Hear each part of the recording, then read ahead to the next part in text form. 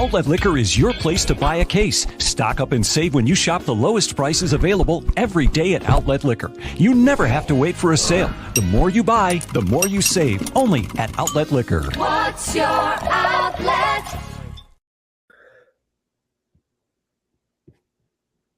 Folks, welcome back. It is Trainwreck tonight, 2:35. We are coming off a pummeling of the Pittsburgh Steelers, getting it done at home. Josh Allen showing every reason why his middle name should be MVP. And of course, we are pumped that we are getting Kansas City, Andy Reid, Patrick, Jackson Mahomes, Brittany Mahomes, and of course, Taylor Swift coming to Buffalo next week. On the show today, we've got Slick L, we've got Chris Trapasso, we've got Griffin Della Penna, and more. So with that said, let's not hold up. Let's go. You don't stop.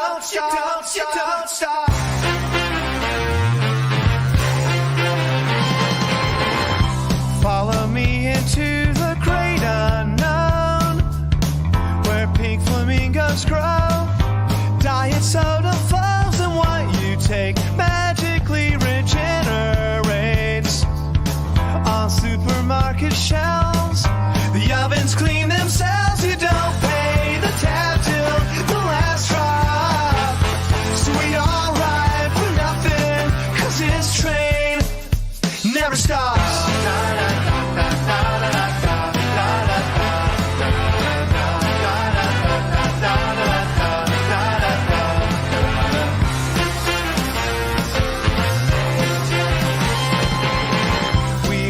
Good team, me and you, we do. You can scratch my back, and I'll scratch my back too. And everyone's welcome at the party, yeah. People, more is more. Are we all on board? You don't pay the tab till the last drop. So we all ride for nothing, 'cause this train never stops.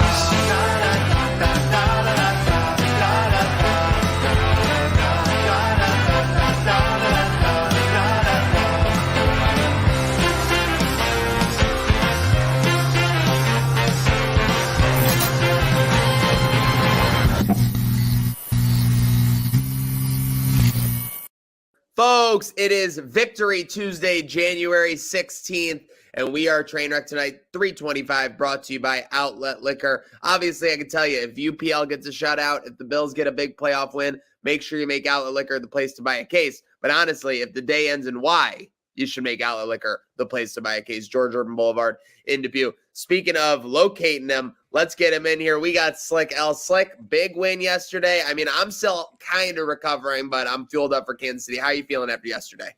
I'm still riding the high, apart from losing part of my voice.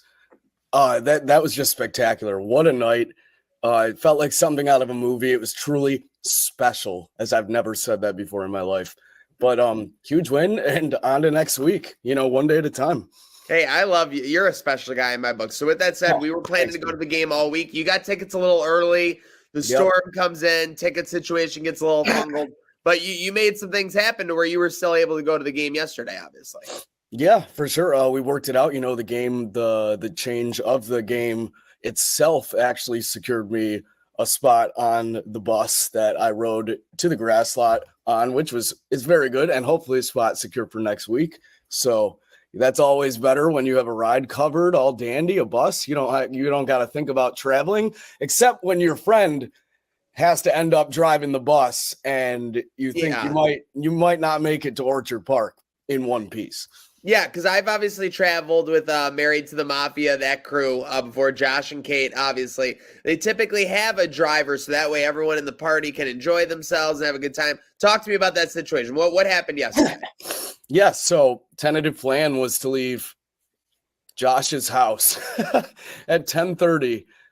Wake up, driver's not even going to be there till 11. He says, take your time. Cool. I got there. I'm there at 10:45. You know me. I'm ready to go. I'm like, let's get the bus loaded. Pour me a screwdriver and let's hit this bitch. But so 15 minutes past the hour, so we're not stressing still. Everyone's having a good time. We're getting ready to go. And then here comes Andy, who's also 15 minutes late. the latest one to show up, and then he's the one that immediately addresses the driver situation. He's like, all right, I get I'm late, but there's no driver to be seen here and not in contact with us. So and we're around what, 11:30, 11:45 at this point? Yeah, 11:30, getting closer to quarter two. And Andy says, pass me the reins, like I'll take the sleigh. And off we were. And he never looked back, and he probably should have. But given how iced over that back door was, I don't know how you could even see what was going on behind you. It's a good thing he didn't have to reverse. That's all I'll say. Seriously, didn't have to back it up much, unless he was going into the parking spot. Just that one spot once we got to Grass. Yeah. I love that I asked you because I was excited when I heard that Andy was driving because I knew that was a unique experience. Oh, it was unique, I asked you right away your live odds to make it there, and you said minus 800. And then 5 minutes later, unprompted, you sent me minus 200. That was some significant line movement. Yeah, very significant. I knew if I was alive, I'd make it there. I just didn't know if it'd be on the bus. Let's just say that thing is sturdy, and when it gets moving, it's moving. And the conditions on the road yesterday were not ideal for Eel Knievel behind the wheel of the Bills bus. Yeah, we both ended up taking buses we wouldn't expect. I typically go with my girlfriend's friend's family. They're an awesome crew to travel. They weren't sure if they were taking the bus given the weather situation. Like you said, those RVs, plain and simple, buses are not meant to run in this weather. I did not realize that RV typically comes from Amherst too. So yes, that's a trek. Yeah, that's absolutely a trek and a half. But yeah, so what happened was we got with Chad. Obviously, Chad always saves the day. If you know him, you've seen him on Tailgate Talk, you've seen him on Trainwreck Sports. But yeah, we linked up with Chad, and then we found out that they were going to the game late because as you kind of saw, Slick, even though it was cold, the conditions overall kind of like cleared up, I guess you would say, closer Beautiful. to like 12, 1. It was sunny, exactly like you're saying. So that was when they decided they were going. We caught a ride back with them, but a crazy situation there. So we're jumping around the grass lot. I mean, those snow mountains were insane. Oh, dude, yeah. In the lots. It looks like a mix between like a Zamboni just dumping its load after a night, and obviously the plows all excavating to one spot. I know John for game day had like 4 excavators himself, so I can't imagine what was good with the grass lot. But yeah, that mound was huge. It's been a while since I've been sledding, and that was the first time I've been sledding on a folding table. So overall, you did pretty good. You didn't do bad. It wasn't the happiest landing, but it looked like you had fun. It was good. You know, the table gets caught, sends your boy flying. I made it mostly to the bottom on the table, so I'll take it. Yeah, and I warmed up by the fire because that was a stupid decision on my part. Yeah, warming up by the fire. Speaking of which, we head over to obviously our lot behind O'Neill's, 4 excavators, game day, tailgate, game day, hospitality, game day, Buffalo. Yeah, great time there. Obviously, like we noted, it was a little bit of a smaller crowd, and that's to be expected. I mean, let's face it, what were the projections for this game up until Saturday? It was that it was going to be basically like -30 and wind blowing sideways in your face. I think we got a last second push, and overall I think we had a pretty decent crowd there yesterday. I was pleasantly surprised. I was a little worried. I knew that the hardcores would show up, and John always puts on a great time, so people can expect that no matter how many come. But I was actually pleasantly surprised at the turnout. As we alluded to earlier, the conditions cleared up. You and I were talking pregame, like Josh could air it out today a bit, and everything was good. It wasn't snowing. It wasn't it was cold. I expected it was cold. Don't let anyone play. And I think it was the wind yesterday. It wasn't a brutal wind, but it was cold. And then you mixed in the wind. Like, I don't know about your face, like, but you could see me, like, I'm red as hell, like shaded up. And you can still see like that glow and stuff. That my face got burned. Yeah, I mean, for me, it was the hands when we were doing all the filming at game day lot. Just filming in general, obviously we had gloves and hand warmers to the locked and ready to go, but we can't film with the glove on. So that air was tough on the bare skin. For me, the hands especially. Yeah, well, I'll tell you who it wasn't tough on, and like you predicted correctly, he was able to air it out. The Bills taking care of the Steelers pretty easily, I would say. Got a little bit of a lull in the middle. What were your thoughts on the game? Obviously, it was awesome. The crowd throwing up snow after every touchdown. I'm sure you were too. But what were your thoughts on the game, the crowd, the atmosphere, everything? 4:30 to 8 p.m. I think I'm gonna be honest, Maniac. I think that's one of the best Bills games I've ever been to, experience-wise, and as fun as a game to watch as well. I knew we were in for a treat when Josh goes 5 for 5 right down the field, first drive, to who else other than the cash cow himself, Dawson Knox. Didn't lace it that time, but Of course, nobody did. No, of course not. I mean, it's been 2 seasons, but yeah, I mean, we were talking about the weather. I sent my mom a picture of my view as soon as I got. I sat with Married to the Mafia, by the way. So 117, right in the corner. Awesome view, though. I sent this picture to my mom, and she goes, "That looks like it's a summer's day," which is hilarious because there's snow. There's snow on the field, but it looks beautiful. And I mean, it was just special, dude. What a time. Yeah, listen, we talked about, I think we could talk at length about all the good from yesterday. You have Shakir, you have Diggs doing his part, giving you memes, giving you highlights, and he comes out of the game healthy. You have Kincaid, Knox, both getting a touchdown. You have James Cook doing his thing. You have the defense. There were some injuries. Do the injuries, or is there any negative from yesterday besides the injuries, I guess? I mean, I'm not happy that we let the Steelers score 17, but we let them back into it. I don't mind the 17. It was just more that we let them back into it. I understand that part. No, I mean, the injuries definitely suck, but one thing about this defense and this team is, regardless of all these injuries, they've just found a way to keep pushing and keep in these games. And even, I don't know, man, I'm still riding this high on to Kansas City. Are you salivating? Are you salivating right now? I am, because they're coming to our house. Like, this is totally different. I believe this is Patrick Mahomes' first true road playoff game, not just in Buffalo. True road playoff game. Yes. Which is an absolutely absurd statistic, by the way. When you've been in the league 6 years, you know what I mean? Yeah. Just crazy. So it is. So obviously we're looking forward to bringing Swift. We're bringing Mahomes to Buffalo. So we beat the Chiefs already this year. So we're only 2.5 point favorites though. They basically got it at a pick'em / Chiefs are almost favored using Vegas logic. With that said, are you worried at all? Are you nervous? Well, what's the deal going into this one? I think we do deserve to be favored. Does it make me a little worried considering we're usually very slight dogs to the Chiefs? A little bit, but it's circumstantial, right? Because they're coming to Buffalo. They got to play in our house. So I get the 2.5 nod for the Bills.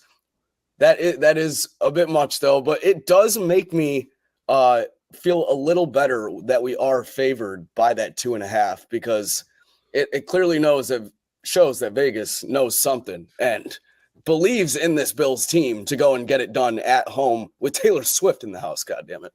We'll talk about this more, but I think that was actually them giving themselves a little slack. Not saying that they're going to move the line no matter what, but I think if they put it at 4, 5, 5.5, that would have got bet down right away anyways. So yeah, absolutely. I don't hate that spot for them. Are you feeling good about Stephon Diggs? He did get nicked up a little bit yesterday, but are you feeling good about him going into this match? Because we're going to need him. Hopefully get Davis back, but we need Diggs.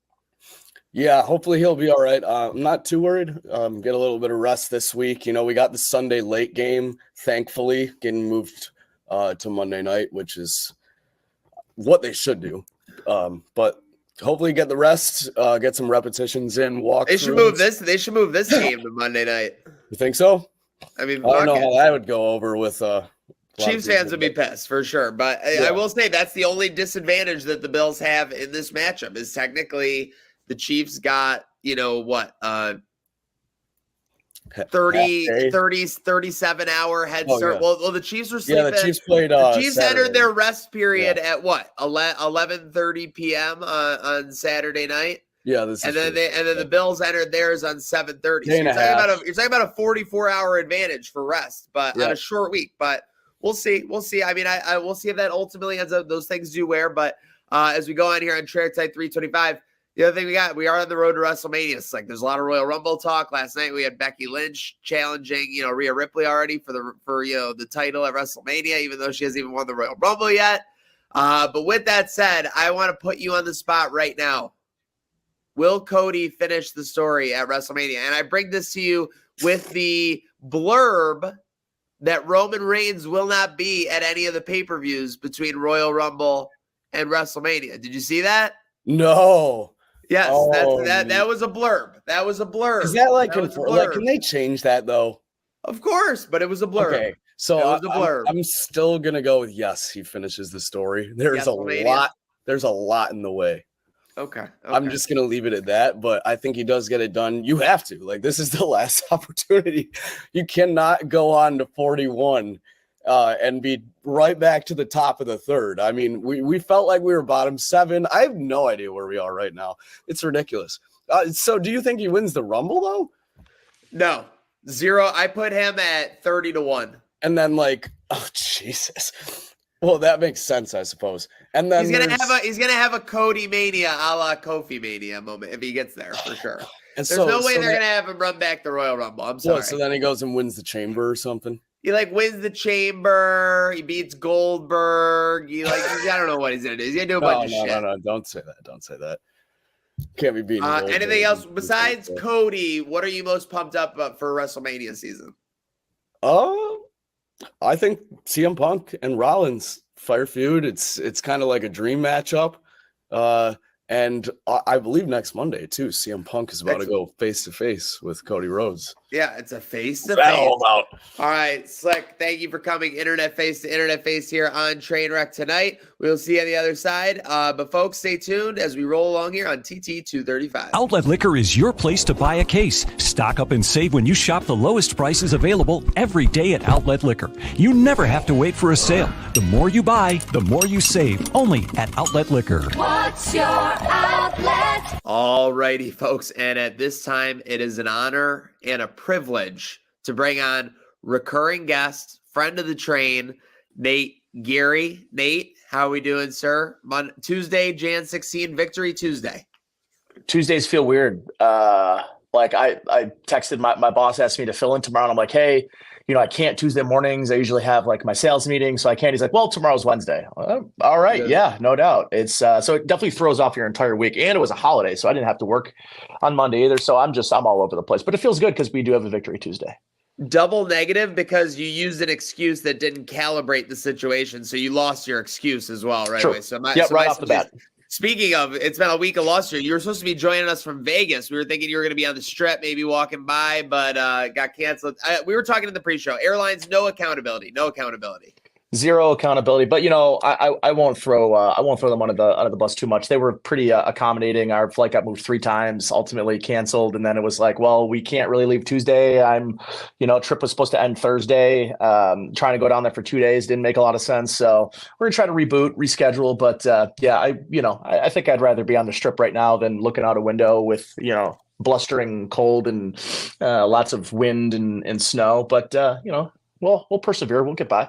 You will get by, just like you always have. Kudos. We believe in you, Nate. And seriously, that's why we're bringing you on, not just as a recurring guest in front of the program. We got to say it. Everyone say it with me right now at home, whether you're at home on your smart TVs, at home on your phones, at home or driving around with your Aunt Sally. Thank you, Nate. Because Helen of Troy was the face that launched 1,000 ships, but it was your tweet that said the Bills couldn't beat the Chiefs. Bills couldn't beat the Cowboys. Those couldn't beat the Dolphins. That has spurred this team, and they are looking like they are capable of beating the 1959 Packers. I think they put my tweet on the wall. They don't even have a bulletin board anymore. They just have Nate Geary's feed on a digital Twitter feed, digital smart screen. Gosh, I hope not. Especially not during game day. They're busy. They're busy when those tweets get fired off, anyways. Seriously, but listen, when you tweeted that out, I know that you didn't believe that all the way, and I think that at the end it served your purposes exactly how it wanted to serve your purposes the other day. But with that said, are you even surprised that the run this team has gone on? Yeah, absolutely. The evening of that tweet would have been, I think, a Monday Night Football game. Maybe it was Chiefs and someone. I was watching maybe it was a Dolphins game. It was right. It was did they play Monday night that week against Denver? Was that a Monday night game or a Sunday night game? I can't remember. That was Sunday night when Bills played Denver. Okay, so it was the Monday night game. Monday night. Monday night. So maybe it was the following. I know that it was that week, or maybe it was Thursday night football of that week after the Monday night meltdown, which is now what I'm calling that game. And I remember being at the bar, watching the game, having a couple of pops, and thinking to myself, man, there's no way they're going on this run and beating these three teams. It's just it felt like it was such an uphill battle, such an uphill climb. It had come off of the Giants game, it had come off of the Broncos game, and it had come off 4 weeks before that, the New England game. So where kind of my head is this team has not strung together back-to-back good games. They tend to lose to bad teams. They play better against good teams. And then I think, I probably mentally doubled down after losing in Philadelphia. And I know a lot of people are looking back at that game and saying, well, the Bills broke the Eagles, and I'm not really sure that's the case. I think the Bills should have taken care of business in that game and won that football game. They didn't. But Eagles go on the rest of their slide. The Bills, they're kind of going in opposite directions. Talk about opposite trajectories after that game, given the result.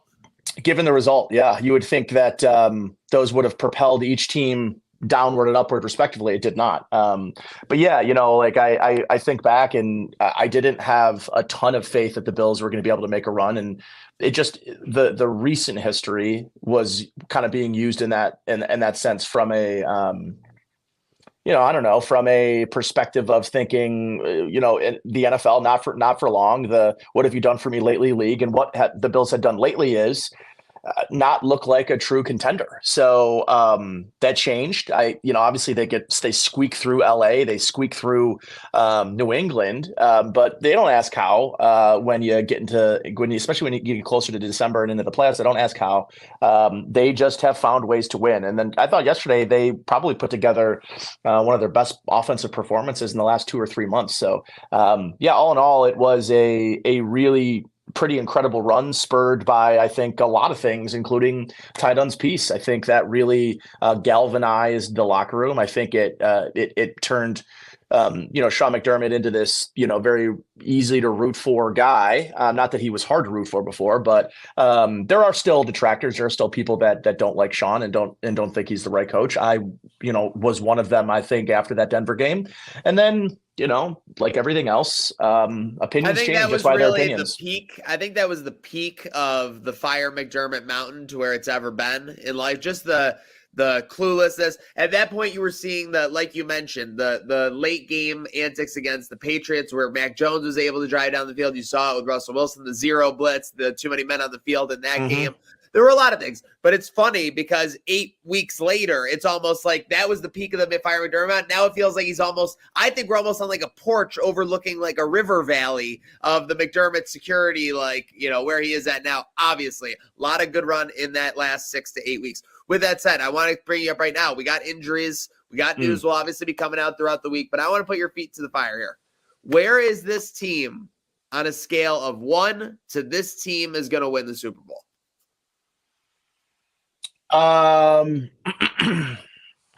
I think they're in a interesting position. They got to get healthy quick. No Terrell Bernard, no Taron Johnson could be real difficult blows for this team to overcome. Obviously, I think Benford and Rasul Douglas will be back this week, so that's a nice kick up. But Taron Johnson's all pro. I mean, he's the best slot corner in football and played like it all year long. Obviously, a couple of lapses, the Giants game and the Patriots game where he got picked on by guys that were 8 inches taller than him. But I think all in all, this team is a win away from really being, I think, in a position to listen. I walked into this playoff thinking they might have the best route to a Super Bowl that they've had since they've had this core group of guys.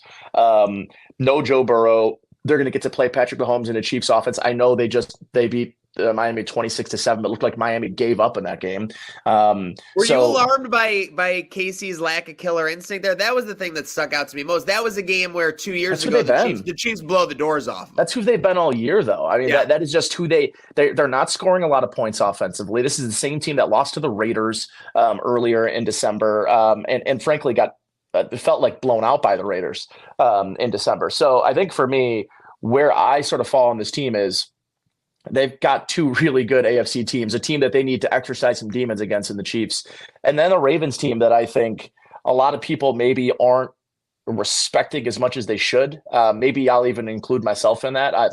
They're a team that I think defensively is one of the best defensive. The Bills are going to go up against two of the best AFC defenses over the next 2 weeks, if they can, obviously get through Kansas City first. But those are, and obviously two of the three best quarterbacks in the league as well, in Lamar Jackson and Patrick Mahomes. So super awesome, fun ride we are going to have over here hopefully in the next 2 weeks. But it's hard for me to even really kind of project or predict where they'll be until I know they can get through the Chiefs. And then you get through the Chiefs, and now you're in the Final Four, and now we're hashing out where they belong in the hierarchy, and it would be hard not to put them number 2 behind the behind the 49ers. They aren't as much underdogs, and it's not the same situation, but there's almost like USA Russia vibes with the Chiefs. To where this isn't the championship, but it almost feels like it's the championship. Where if you beat this team, it's like the pressure's off. You would just be in a weird way again, because you still have the AFC Championship, you would still obviously have a Super Bowl, but still a lot ahead and a lot to look forward to. Hopefully, like Nate said, with this team in the coming weeks. Speaking of a lot to look forward to in the coming weeks, this might be the shortest topic we talk about. Is there a hope / a pulse for this Buffalo Sabres team this year? Hold on, checking my pulse. You said Buffalo Sabres. I'm just checking to see if there was a spike or a drop. Nope, stayed the same. So is there a pulse? Maybe. They won 3-0. I made a joke a lot. That joke about if a tree falls in the forest. Does anybody hear it? If the Sabres win at 12 o'clock on a Bills Monday wildcard round, does anyone even know about it? It was funny. After our pregame, after the tailgate, everyone's like, "Hey, Sabres won." We were like, "Oh, they played today. That's right. Who scored? Isn't that was nice? UPL? Was UPL in goal? Did he get another shutout?" Unfortunately, was on my bench in my fantasy hockey league. I forgot to put him in the starting lineup. I digress. They got a nice little stretch of games against bad teams that they should beat up on. They went through a gauntlet to start the year. They played Boston a couple of times. They're playing, and they played Vegas. Did they play Vegas twice already? I know they played Vegas once. They played lot Vegas of. Twice. They played Vegas, so they're playing some of the leagues. They played LA. They've played. They haven't played LA yet. I think they LA this week. Regardless, I digress. They've played some of the league's most difficult teams. They should get a nice little easy run in the month of January that they should go on and get themselves. If they can get themselves back to 500, check back with me then. Ooh, okay. We'll check back. And we're not checking back. We're already 15 days late on this, so I need to get to it right now. Give me the goals for 2024, Nate. Goals for 2024. For me, golf more. Thank you. I'm going to golf more in 2024. And then, I don't know, are we talking business? We talking personal? Personal. This is what we do here on TT. You always give us the best. I was thinking this year, one thing that I wanted to start doing more, and a goal for myself is, as I've been thinking about starting a podcast. So maybe my 2024 goal will to get my lazy ass up and running this end of winter into the beginning of spring and summer, and get myself do myself a nice weekly podcast on YouTube. I think I'm going to put that as a goal. People will be interested, and I will be too. So make sure to check it out. Nate Geary's podcast coming soon. Nate, always good talking to you, buddy. Pleasure, buddy. Go have a good night now. Folks, and at this time, we are happy to welcome back recurring guest, handsome man, TikTok extraordinaire, and don't forget, his wife has a very successful Etsy store, Chris Trapasso. How you doing today, sir? I'm doing great, Maniac, and that is the best introduction I get on any podcast, any radio show. Send me some plugs, call me handsome, drop my wife's Etsy store. Thank you very much for having me on again, and for that intro. We got to do it, of course, and obviously glad to have you back as a recurring guest. Very exciting weekend, not just the weather, not just everything going on outside of the world of football, but obviously wild card weekend itself. So let's get into it. With that said, I want to ask you right away. I want to go day by day before we get to the Bills action, since we had Saturday, Sunday, Monday. What shocked you more? How easy CJ Stroud made it look against the Browns defense, or the fact that Dallas's defense was legitimately missing in action Saturday night? I wasn't really that surprised about the Cowboys defense. I mean, it was a recurring theme this season with the Cowboys that against the Bills and earlier in the season against the Cardinals, against the Cardinals, against the Eagles, against the Dolphins, the defense that has a superstar defensive player of the year candidate in Micah Parsons can kind of flop in those big games. So I wasn't super surprised because I think the Packers, how well Jordan Love is playing, their coach, Matt LaFleur, has shown that he's kind of an extension of the Kyle Shanahan coaching tree and can scheme up a lot of brilliant plays.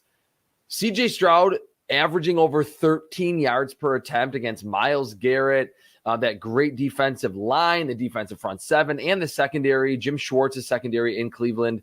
I didn't really see that coming. I thought everyone thought that Texans-Browns game was going to be pretty close and played somewhere in the 20s. But, I mean, yes, there were a couple pick sixes in that game late by Joe Flacco, but the ease at which CJ Stroud threw the football down the field accurately, got through his reads, that was like really surprising to kick off Wildcard Weekend for me. Seriously, Slovic, if that's the pronunciation on the Texans offensive coordinator. I mean, what is he almost a shoo-in for an NFL head coaching job at this point? He was gaining momentum throughout the year, but that's almost like was the icing on the cake, right?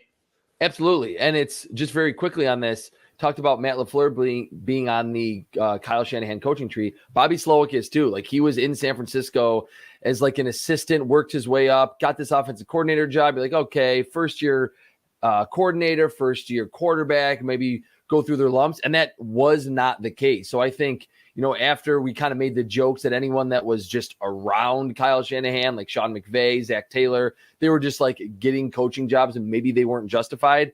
3 or 4 years later, it seems like that's a pretty good idea to hire someone from that Kyle Shanahan coaching tree. But Mike McDaniel and the Dolphins, yes, the weather certainly factored in. The really only member of that Kyle Shanahan coaching tree that had a kind of a stinker on Wildcard Weekend.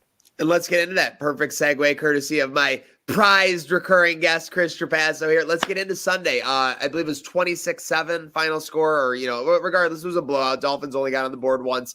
What was more surprising to you in this? And I'm going to give my perspective on this. Okay. The McDaniel lack of throwing downfield, the lack of anything exotic on offense to help out Tua, the lack of any offensive life from Miami, or the lack of killer instinct from Kansas City, dare I say, because it felt like they had a lot of opportunities to kind of put this game to bed, and it was field goals, it was non-scoring drives, and it seemed like a frustrated Patrick Mahomes to me. What was more kind of surprising to you between those two? Now, you're a great host, Maniac, and that is a fantastic question because it's tough. Yes, there was maybe a little bit of a lack of a killer instinct. It seemed like the Chiefs were maybe going to have one of their vintage blowouts where they were going to score 40-plus points and just run away with that game. But then you looked at the score like in the fourth quarter, and it was reasonable that this quote-unquote high-flying offense for the Dolphins would be able to get back in. I was more surprised that Mike McDaniel wasn't trying anything exotic, was really the touchdown that they scored was this kind of this chuck it up prayer to Tyreek Hill that made a great play. Beyond that, McDaniel looked very lethargic in his play calling, and Tua was just kind of going through the motions. Like I think, and everyone that I talked to after that game, just friends around town, were like that last drive when they were down and there was like 7-8 minutes left, no urgency on offense. It's 3rd and 10. He throws the ball 5 yards behind the line of scrimmage to Tyreek Hill. He gets hit immediately. 4th and 14, essentially season on the line, and he throws it underneath, and it's tackled right away. And he Kelly Holcomb did. He threw it short of the sticks on 4th. Like 10 yards short of the sticks on 4th, and you have Jalen Waddle and Tyreek Hill. So I'm going to go with the fact that I do think Mike McDaniel is a very good play designer, play caller. He's doing a lot of things that are pushing the envelope offensively. If there's a game where you probably need to do some of those crazy things, it was in negative temperatures against Patrick Mahomes and Andy Reid at home in the playoffs. And there was just none of that from him, and no urgency or creativity or just push from Tua Tagovailoa, their quarterback. And no push for Tua, although it seems like Miami might be making a push to get Tua long term, and I got to be honest, I would love that, Chris. What's your take on that? My take on everything I've seen from Tua, this guy has a great arm. He's got a great quick release. I totally believe it. I think when you get him quote unquote off script, he becomes an absolute disaster. And McDermott is a pro at that. This Bills system has been a pro at that. If you are not an elite top 6 to top 8 QB, I think the Bills can absolutely dominate you and keep you below 20 to 23 points every time. And that's all I'm for. Now, again, Can McDaniel scheme, anyone out of the wazoo? It seems so. It seems like when he does get a matchup against a coach where he can overmatch, he dominates. But it seems like from what we've seen against McDermott for the most part, and I think maybe, the wild card last year and the late winter game, maybe more of an aberration based on how the other games would go. He's really put McDaniel and co in a box in a good way. And speaking of putting in a box in a good way, Bills boxed him up pretty early, had a little bit of lull in the middle, and then polished it off yesterday against the Steelers. We are just about, my math is terrible, 17 hours after the game right now. What's your biggest takeaway, having looked at what you've looked at, watching the game, kind of after this Bills-Steelers affair? Two things, and it was maybe viewed by some as a hot take of mine before this game, but I'll start on offense. I think the offense is better when Gabe Davis is not on the field. And I know that might be sacrilegious to a lot of people that can look at the touchdowns, remember the 4-touchdown game in 13 seconds. He's been just this number 2. He's played a ton of snaps. Pre-injury, Gabe Davis was leading the Bills in snaps on offense for the wide receivers. I think when he's not on the field, there's more suddenness in the receiver group. We saw the little yards after the catch explosion from Deontay Hardy on his 34-yarder. Khalil Shakir moves up in the target pecking order. So does Dalton Kincaid. Gabe Davis is good in his niche. That's been my thing. I don't think he is the worst receiver in the league. I think he's overrated because he's very good vertically and on scramble drills. But this season, I feel like we've talked about this, Zach, the connection, that unspoken language between Gabe Davis and Josh Allen has not been there. The throw late against the Eagles, the intentional grounding that shouldn't have been against the Cincinnati Bengals. Gabe Davis runs a comeback. Josh thinks he's going deep. There's been so many of those plays. The interception pick against the Dolphins. Yep. Yes. Where it's like, wait, that's where they're supposed to really thrive because they have this rapport. They don't have that. And I think when he's not on the field, Josh wants to distribute the ball more. And like I said, quicker, more yards after the catch threatening options like Deontay Hardy, certainly Khalil Shakir, like we saw on the touchdown. That was my biggest takeaway on offense. And on defense is just kind of the low-hanging fruit. And you kind of just alluded to it.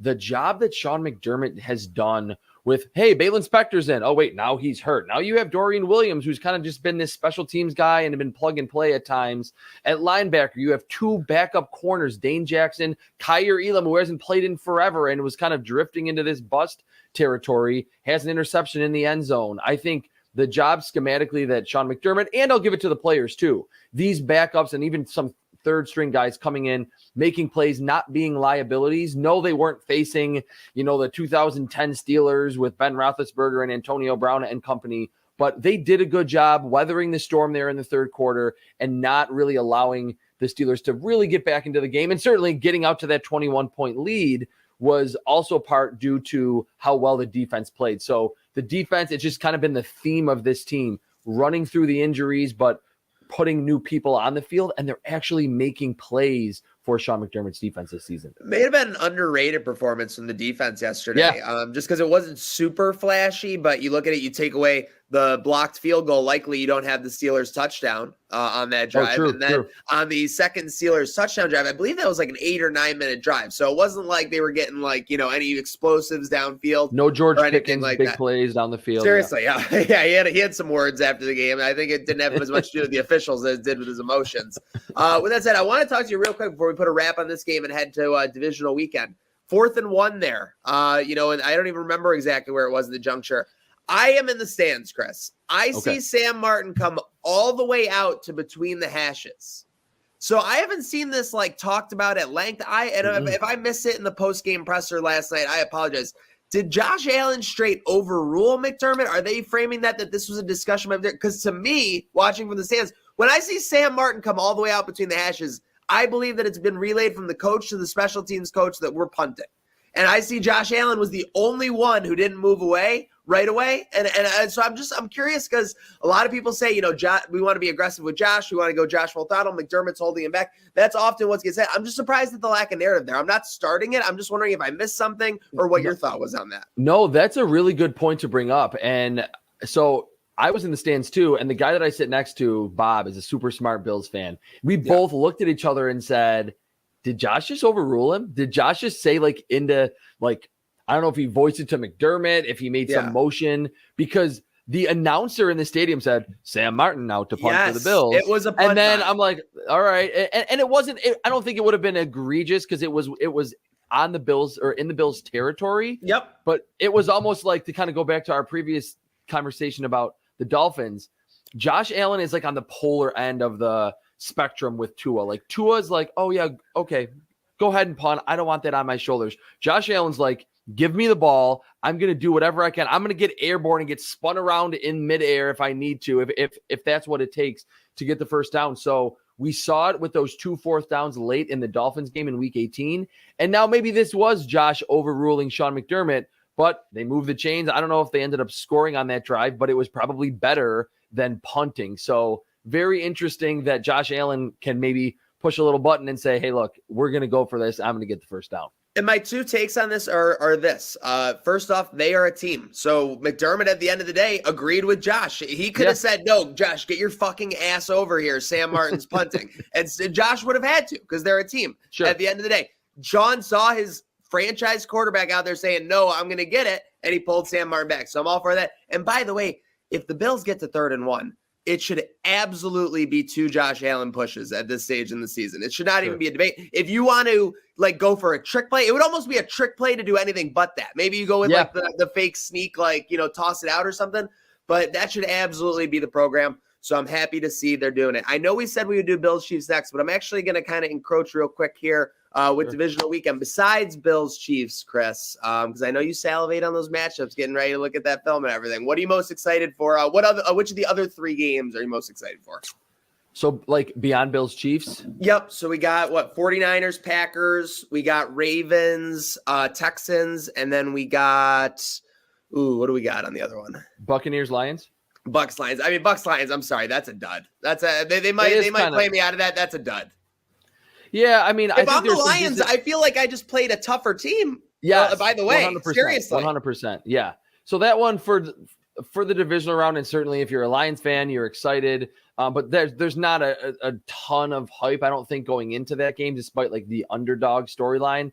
To me, it's Ravens Texans because CJ Stroud's NFL debut was in Baltimore. He didn't throw for like 50 yards and get sacked 12 times. But if you go back and watch that game, it was definitely a welcome to the NFL type game for CJ Stroud. Did get hit a bunch, did take some stacks. I think he threw a couple interceptions in that game. And it was like, okay, you were great in college. You threw great at the combine, but now you're facing the Baltimore Ravens defense. I wonder how this game looks after CJ Stroud comes off a game where he's 16 of 21 for 275, 3 touchdowns, like you mentioned, torching the league's #1 defense. Now he faces basically like the #2 defense in the NFL on the road with all the momentum in the world. They don't have Tank Dell, but it seems like it hasn't mattered down the stretch and in the playoffs for CJ Stroud. So I'm really interested to see, and we're going to get this with Bills Chiefs, the second time of playing the same team that's not in your division. What do the Texans take away from that week 1? Is there really anything to take from it? And will this be a performance for CJ Stroud that looks different from that welcome to the NFL type performance in the first round? And then just a quick aside, Lamar Jackson and the Ravens, they have that history of getting the #1 seed, resting for 2 weeks, and then coming out a little bit flat. And the Houston Texans made some plays against Joe Flacco and that Browns offense late in the game. So it's just, I think, a lot of storylines for that one. Just the young, offensive rookie of the year to be CJ Stroud against the Ravens defense that has a lot of rest, but we'll kind of see, like, does that hurt them or help them come Saturday? My one friend who loves the NFL playoffs, he loves betting every game, trying to go 12-0. I think it's like 16-0 now with Super Wild Card Weekend or whatever. Says divisional weekend is when everything really starts. Like Wild Card Weekend, somewhere the intro part. Now you're seeing the polished teams, the ones that are really next level. Obviously, the ones that had buys and the ones that already won in the playoffs. So speaking of which, let's get into it for just a couple minutes here on TT 235 with Chris Trapasso. Bills Chiefs. This has got to be, I said this before, so what? They played in 2020. They played in 2021. They played in the playoffs in 2021. They played in 2022, and now they played again in 2023, and they're playing in the playoffs again. So that's 6 times since October of 2020. These teams are playing. Pretty rare for not divisional opponents, like you said. Yeah, I think this has become, maybe not as many championships. Obviously, the Bills don't have one yet. It kind of has become the Patriots Colts of like the 100% of this gen. Peyton Manning, that they were not in the same division, but they were like, if you really took a step back over a 5 to 10 year stretch, those were the two best teams in the AFC at the time. The Steelers would be in there occasionally, the Ravens occasionally. That's how it feels like with the Bills and Chiefs, that you have the two best quarterbacks in the AFC, in my opinion, just in terms of what they can do on the field. Lamar Jackson can break off some, 52-yard runs. I don't think he's quite the passer of Josh Allen's caliber. I don't even think that Josh Allen is quite as good of a passer as Patrick Mahomes, but what he can do with his legs far exceeds what Patrick Mahomes can do with his legs, like running through linebackers, even making guys miss, despite Mahomes being good at, eluding pressure and picking up those third and eights with his legs, scrambling outside of the pocket. So two best quarterbacks, two coaches that know each other very well. It's going to be a chess match. And it's like these teams are kind of taking on different forms than what we've seen of late, that this is not the same Chiefs team that's, oh my God, they could score 50 points every game. They have Tyreek Hill. You got to watch underneath. You got to watch down the field. Travis Kelce's super explosive. He could go off for 200. He's a little older. He's been banged up. They're leaning on some younger players, and their defense is a lot better. And I think with the Bills, they're really starting to hit their groove on offense and defense, spreading the ball around. The randomly healthy defensive line has certainly played very well. Secondary is getting a lot of positive contributions, even from some lesser guys. So I think this just has all the makeup to be the best storyline game of the weekend, and probably the best overall game once it's all said and done. Seriously, Jim Nantz and Tony Romo might need to visit a local medical physician with how excited they'll be about this one.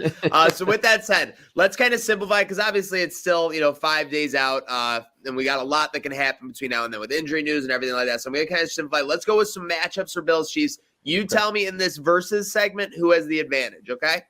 All right. As of right now, Josh Allen versus Patrick Mahomes. It's Josh Allen, and that's not saying it's for their careers or their accomplishments. Of course, that would be Mahomes with the Super Bowl rings and the MVPs. But if you look at almost every advanced statistic, and really if you just go back and watch a lot of the film, and even if you want to look the last 5 games, 4 games, 6 games, Josh Allen has been a better quarterback than Patrick Mahomes this season. That doesn't mean that it's guaranteed to be the case in this game, but just from that question, and if you're an outsider looking at who's the better quarterback right now, it's Josh Allen. He can do more with his legs. The passing has probably been, Allen's been a little bit better. That you watch a Chiefs game, you see some misses from Patrick Mahomes, you see him getting visibly frustrated. We really haven't seen that a lot, especially over the last 2 months from Josh Allen after Joe Brady became the offensive coordinator. So I will give the edge there right now going into this game. And it certainly could be the case in this game that Josh Allen is the better quarterback. I think that's fair, especially for 2023 and right now in the present day, which we're focusing on. Okay, so a lot of matchups and a lot of evidence to look at these next couple. Andy Reid offense versus Sean McDermott's defense. Can I say push? Can I do the old Nick? Yeah, I think that would be a fair push, because they can go off at any moment. But right now, you'd almost think there's a little edge for Sean McDermott's defense, but there could be injuries.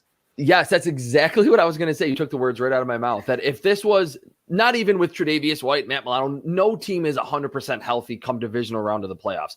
But with all the injuries that were seemingly piling up on every drive against the Steelers, if like maybe only one of those occurred, and maybe Tyrell Dotson's injury was a little bit more serious, but Terrell Bernard was totally healthy. And again, we don't know the status of some of these players. Is Taron Johnson going to play? Is he just going to clear concussion protocol? Maybe. Are they going to get back Rasul Douglas and Taylor Rapp? Suddenly you feel a little bit better about the secondary if that's the case. So I think this is push. The Chiefs have played a little bit better offensively. Again, not the stereotypical Chiefs offense that we're used to. And the Bills defense had been playing at such a high level. But again, it'll be another adjustment period if some of these second and third string guys have to fill into key roles. So I'm going to go push. Maybe even a little bit advantage Chiefs, because they don't really have any injuries on the offensive side, but this is a push for me. Yeah, I think that's fair and a solid analysis, as always. All right, now I think Chiefs might really, with momentum, get on the board here with you. Steve Spagnuolo defense versus Joe Brady offense. I only give it to him because it just feels like whenever the Chiefs need a stop against us, or when the time has come. I mean, obviously everyone remembers the Gabe Davis 4 touchdowns. A lot of people don't remember we had 21 points with 2 minutes left in that game. So it wasn't That's true. exactly like we were cooking on offense. All right, I'm gonna disagree with you there respectfully because Okay. I gave the Chiefs a slight, like I first said push with the last question, but I kind of finished with saying slightly advantaged Chiefs because mostly of the Bills injuries we don't know, and there may not be some, Terrell Bernard's probably not going to play, and he's been pretty integral to the middle of that defense. Here, I'm going to give the slight advantage to the Bills.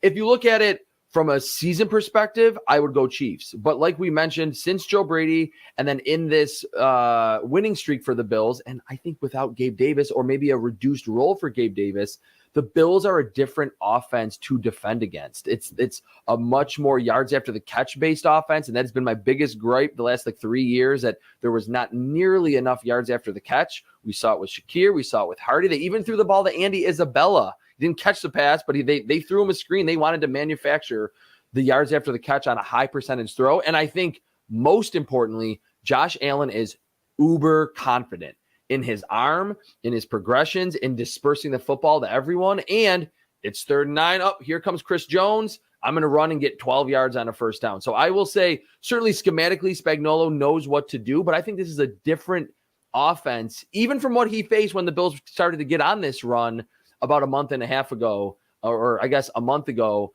that a lot more comfortable we've seen Josh Allen and the rest of his weapons since that Chiefs game in Arrowhead that the Bills won. Now, I always try and be fair, Chris, but this one might be a little unfair given the injury uncertainty. Special teams of each squad. I've watched a lot of Chiefs games. And here's the problem. Harrison Butker does not miss a kick against the Bills. I know he misses kicks against other teams. He does not miss a kick against the Bills. You got to go with the Chiefs with this one. We don't know if Sam Martin, which I didn't really understand it with Sam Martin. He's running after that block punt, and he is holding his hamstring like he is a 55-year-old man at the YMCA playing pickup basketball. But then he punted later in the game. So, he's not – and the punt wasn't bad. He's probably not 100%, but by Sunday, will he be? Tyler Bass gets the field goal blocked, and then he hooks the one late in the game. I'm sure kicking the ball against the Steelers was like kicking a brick. So you probably have to be perfect, hit it just the right way for that ball to just go even up in the air and straight. So I'm going to give it, because of what you mentioned about Harrison Butker. I don't know. I still think the Bills' return game has gotten a little bit of a boost lately, but I'll go with the veteran kicker that, like you mentioned, Harrison Butker seemingly, he's been one of the best kickers this season anyway, does not miss a kick against the Bills. So I'll lean in the Chiefs' direction for that one. Okay, that's very fair. Sam Martin, by the way, you know that medical tent has the best care that anyone could ever get. It's like, hyperspeed. You're right back to go, no matter what happens. Okay, and wrapping it up here for the Bills-Chiefs matchups. Billsmafia versus Mahomes' mental will. That is a fantastic question. A year or two ago, I would say it's not going to phase Mahomes. I don't know what it was. He just coming off winning a Super Bowl, but 2-3 years ago, as he emerged as kind of the face of the NFL, he would occasionally ask for a flag and get it and maybe get in a ref's face. This season, he's become unlikable. He was actually very likable. When it was kind of the torch was being passed from Brady to Mahomes, I was like, you know what? The Chiefs are kind of like the Bills. They didn't win for a long time. They have a great fan base. They tailgate. This quarterback seems like a nice guy. I'm not saying that I think he's a bad guy at this point, but he kind of is like a petulant child this season. Every time there's not a flag for his receivers down the field, or anytime he's touched, or he's yelling at his receivers once he gets to the sideline, yelling at Andy Reid, you don't really see that from Josh Allen. And if there is a game where the fans are going to get involved, it's going to be not just that it's a road playoff game, but Bills fans, Bills Mafia, have been wanting Patrick Mahomes inside Highmark Stadium in Orchard Park in front of 70,000 fans since he became the quarterback of the Chiefs. They haven't gotten that yet. So, edge Bills Mafia. I think if there is a game and a quarterback that the Bills Mafia can get inside his head, it's probably this one in Patrick Mahomes. Seriously, they will be fired up to face Patrick Mahomes. Always fired up to have Chris Trapasso on here at Trainwreck tonight. Chris, plugging anything? Are we on any platforms later this week? One Bills live appearance maybe on Thursday? I would love that. No, there's no one taking any sick days between Steve Tasker and Tasker's probably living at the studio right now. Yeah, they're so they haven't given me that call up from the practice squad lately, which is totally fine. But I will be covering the game on Sunday for CBS Sports, doing a live vlog. Yeah, so I'm pumped for that. I'm pumped. I've done it one other time, 2019 against the Ravens. So I'm excited. And what's cool is, and you would know this, being someone that lived through the drought, like everyone in Western New York did, including myself. I remember when in 2019, which was when the Bills were starting to ascend, it was like mid-December game against a good Ravens team that ultimately became the 1 seed that year. One of the Bills staffers, like the PR staff, was like, 5 years ago, there would be like 20 people in this press box, and half would be like Buffalo News, WGR. There was Mike Silver and Judy Batista. I want to see like the who's who that's there to be like, the NFL world has ascended on Buffalo and this press box and this atmosphere. And for someone that just, grew up in a Bills family, my dad's had season tickets forever. Sure, you're the same, and a lot of your viewers and listeners are the same. It'll just be cool from that perspective that after so long of like being an afterthought, it is literally going to be the focal point of the NFL this weekend. Well, listen, I've kissed your butt already on this episode, but as far as I'm concerned, the who's who of the NFL world will be in that press box because Chris Trapasso will be covering it on the CBS live blog. Folks, at Chris Trapasso, make sure you're hitting up the waves. Is there anything else we got? No, that's it. Hey, thank you so much for coming on Trainwreck tonight, 2:35, my man. Always good to have you. Have a good night now. Bye. Outlet Liquor is your place to buy a case. Stock up and save when you shop the lowest prices available every day at Outlet Liquor. You never have to wait for a sale. The more you buy, the more you save. Only at Outlet Liquor. What's your outlet? All righty, folks. Welcome back here on Trainwreck tonight, 3:25. But it is time to go live to the 315 for a man making his Trainwreck tonight debut. The 5 finest syllables in broadcasting, Griffin Della Penna. How are you doing today, sir? Doing good, Maniac. Thanks for having me on, man. Of course, my man. Listen, you came on my radar when I saw you as part of Canisius's finest with our guy intern Vinny, of course, doing your thing over there. And I've seen you obviously just spreading your wings now in the Cuse, doing your thing for the Orange. But let's zoom in here. Obviously, you had an amazing opportunity yesterday, and it has a Buffalo connection. Obviously, Dyaisha Fair started her, collegiate career at UB, went to Cuse with Coach Jack, and became one of the, I know it's handfuls, but a player to score 3,000 points in women's college basketball. So talk to me about that experience coming to the surface and the experience itself. Yeah, so it's interesting how we are given games at Syracuse. So one of our professors, Matt Park, he's the voice of the Orange. He is the one who gives us certain games. So I got this game probably a month ago at this point, and I wasn't really thinking that she was going to get this record or anything at that point in time. But as the season started to happen, and especially conference play, because she started to play very, very well, I was like, wait, this game against Clemson that is going to be on ACC Network, like it's a very big conference game to begin with. That could be the game that I'm calling. So funny enough, they played at Wake Forest last week.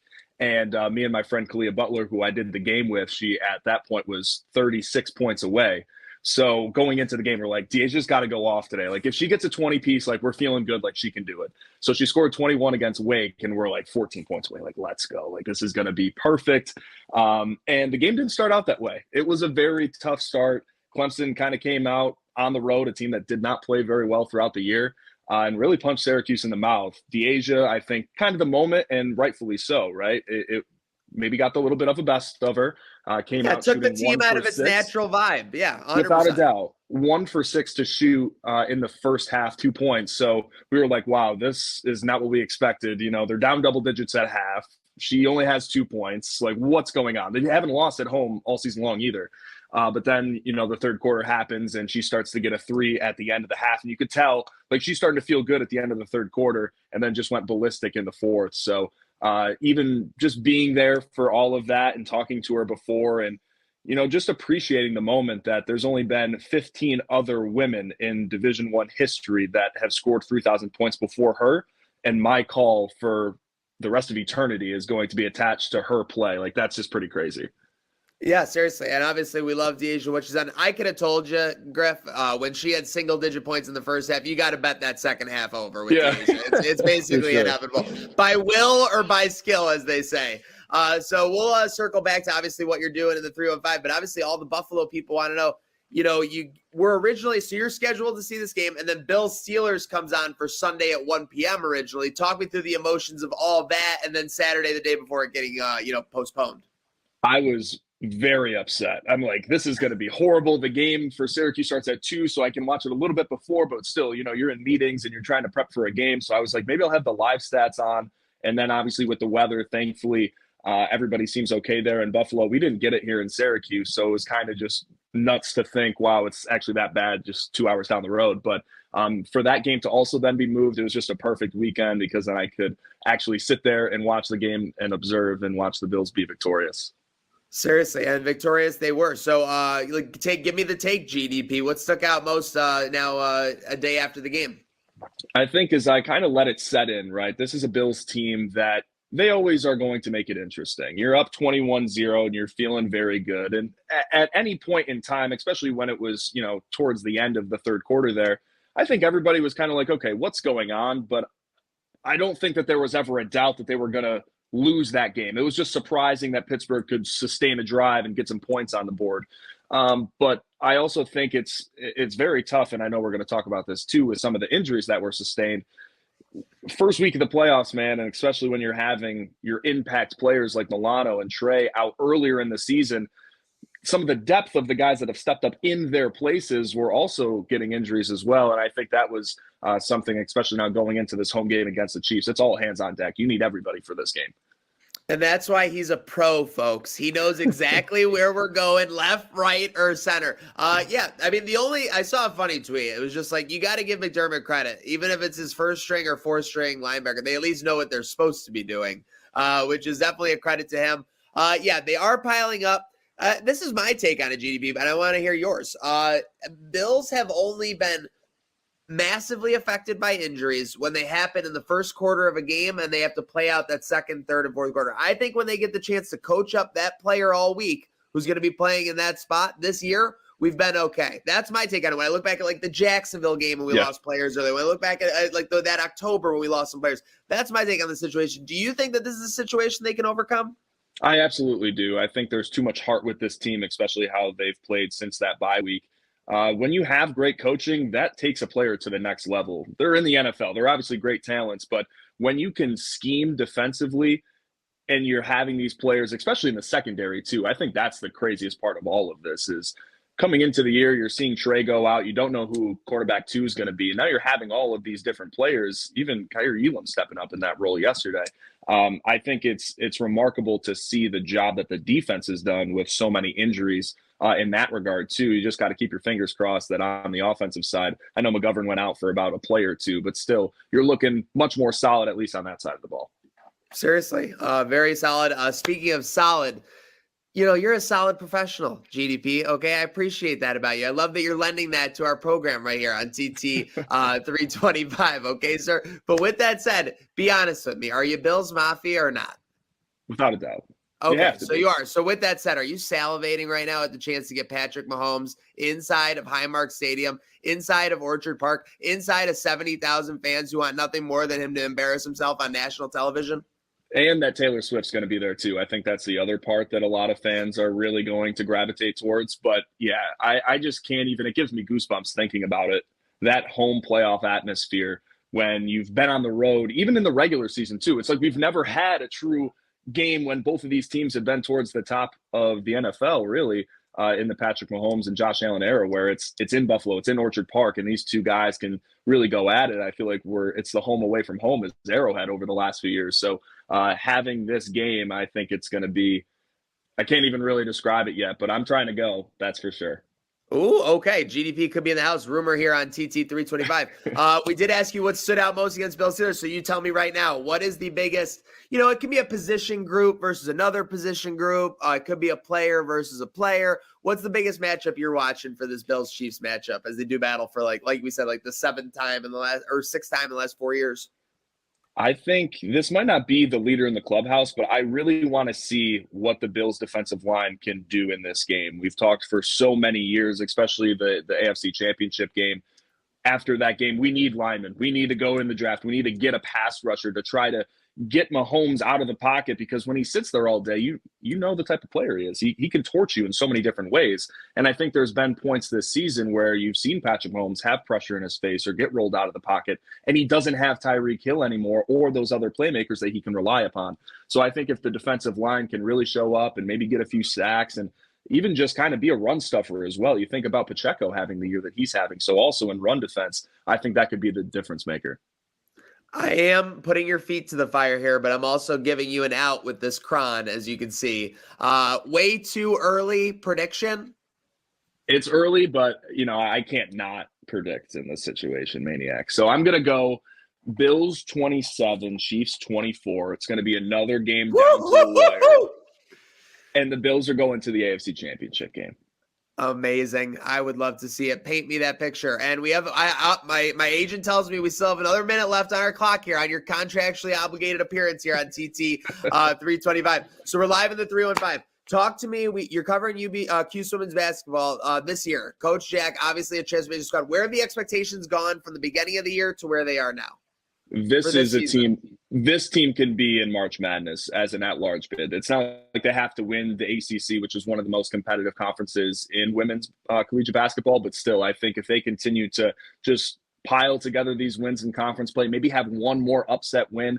They do have Virginia Tech coming to town at the end of the month. If they can win that game, then you have 2 ranked wins. You're going to probably be back in the AP top 25 at that point. You're sitting really pretty towards the end of conference play. So I think FLJ can really take the Orange back to where they deserve to be in March Madness. Speaking of sitting pretty, Fran Brown, all good news coming out of there since he's been hired. Talk to me, over under 8 wins this season. I know it's tough to turn around a problem. Oh, that quick over? Okay, that's it. Enough said. GDP is drinking the orange juice live from the 305. Joining us on the first day of classes, folks. Griffin, thank you for showing up. Thank you for joining us here on TT, sir. Absolutely, man. Thank you.